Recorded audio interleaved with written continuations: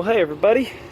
Well, this is a little bit of a different video than my chainsaws and everything, but this is a swimming pool at the in-laws and everything and whatnot, and we've done a lot of upgrading and a lot of work to keep it crystal clear and warm and everything. Being in Indiana, we finally invested into a pool heater because one time the sun, it could be nice and warm in the pool, and another time it could just be absolutely, you know, miserable. So we're going to run down here what we do for systems and everything into the pool heater. As you see here, we've got a sand filter setup. Invest your money. This is really worth every bit of money here to have one of these. A saltwater chlorine system. Yeah, that's salt water, but it's only 1/6 what your eyes have for tears. Your tears have for salt. So we're going to run down here on this and everything. There's a feed out of everything into a valve system, and I'm going to hold this here for a moment so you're able to screenshot. We got all this from Menards. This is a 1.5, matches our hosing, 1.5 into a reducer coupler.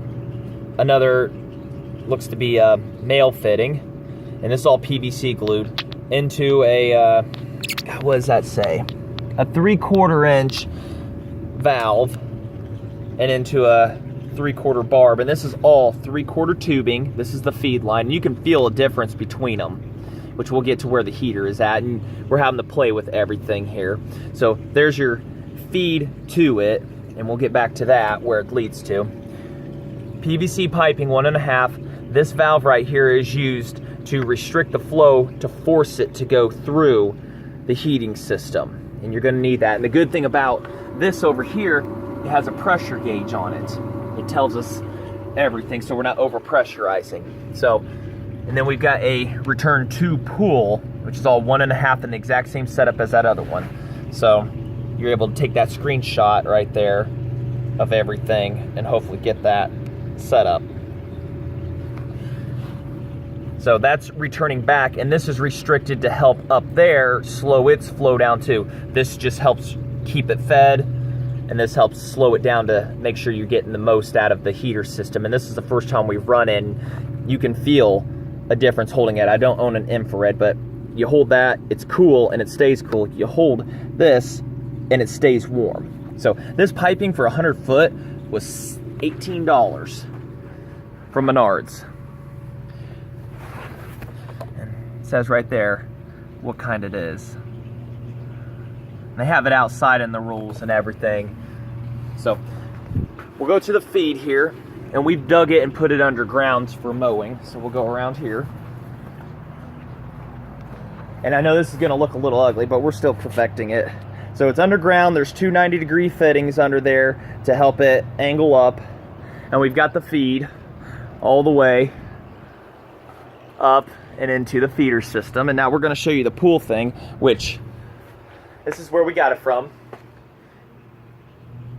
They're here in Indiana.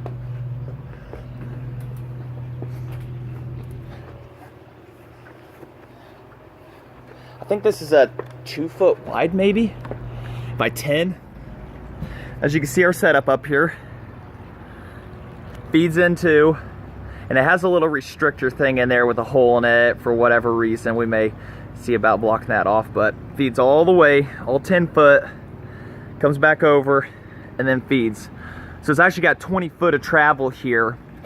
I mean, you feel it, and it's warm, cool. The water is absorbing every bit of the sun's energy up here. And we're gonna be putting wood under here and painting it black and everything to help with it even more.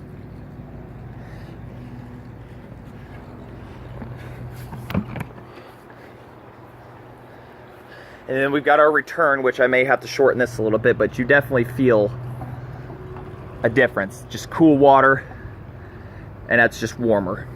All the way back into the ground so that we can walk and mow without tripping. Back out and into the, like I say, the homemade diverter system. This is just a 1.5 inch valve there.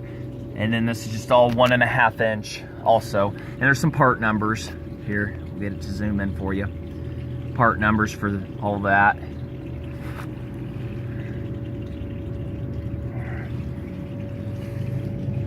ball valves. Just something that there's a million different ways you can do this, and I could have made all these glued in joints here, but I decided to screw, and then I glued them. Use the PVC, the purple, God, what's the word? The primer and everything, and then glued them, screwed them in real good, and we've got, so far I'm not seeing any leaks anywhere. I mean, you're not going to notice it like being hot water, but it's a few degrees warmer feet coming back out of the thing here. I'm sorry, I can feel a little bit of a difference, but like I say, I lack an infrared thermometer to be able to help. So right now the pool temperature, it's a cool day outside right now. It's not humid like it's been the last few days, but the pool started at 76 degrees. It's up to 77 right now, and as you can see, the sun up there is, the tree's blocking the sun from this. So, and it's not hot out whatsoever. So it's already seems to be helping a little bit. I mean, as you go down, this has been circulating for well over an hour. So, and this is a 2,000 gallon per hour pump out of for a 400 gallon pool. So, but we're hoping, we've gotten it up to 86, 88 this year, but those were the hottest humid days over Memorial Day. And it got really nice and warm, but when you get those cloudy days and everything, recovering from it, once we go back to sunny, it takes a while. We're hoping this will shorten that time and help out and everything. But this is just one setup and everything that you can do. But I highly recommend sand filter and salt water for chlorine.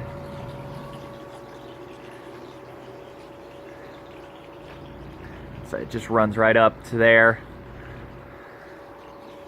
But there is definitely a difference here, and I know my hand's wet, but I can still feel it's cooler. And then that's really getting nice and warm now. Really starting to get its warmth from up there. So it's absorbing every bit of it. And I've got it restricted and everything, and just where it should be. Running about 7 pounds of pressure on the system, which is pretty good. A clogged filtering on it would do much higher. So, and this is a 14-foot diameter pool. So, any questions, please leave it in the comments. I'll try to answer them the best I can.